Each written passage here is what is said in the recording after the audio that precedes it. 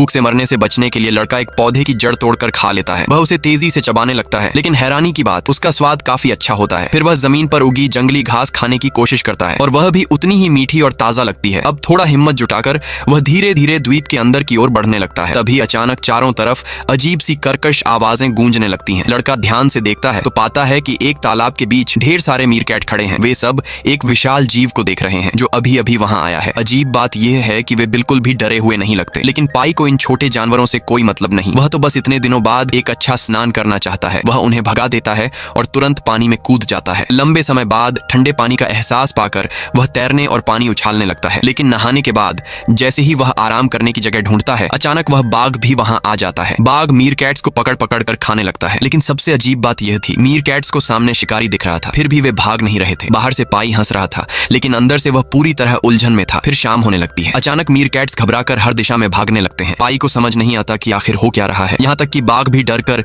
सीधे नाव की ओर भाग जाता है। रात गहराने पर पाई देखता है कि सारे मीरकैट्स पेड़ों की सबसे ऊंची शाखाओं पर चढ़ गए हैं। तभी उसे महसूस होता है कुछ बहुत गड़बड़ है। और तभी अचानक तालाब से चमकदार रोशनी फूट पड़ती है। उसी समय बहुत सारी मरी हुई मछलियां पानी की सतह पर तैरने लगती हैं। लेकिन सबसे अजीब बात यह थी कि ऐसा लग रहा था जैसे पानी में कुछ पूरी तरह घुल गया हो और पीछे सिर्फ नंगी हड्डियां बची हों। पाई अब पूरी तरह हैरान और उलझन में था। नेक्स्ट पार्ट के लिए सब्सक्राइब करें।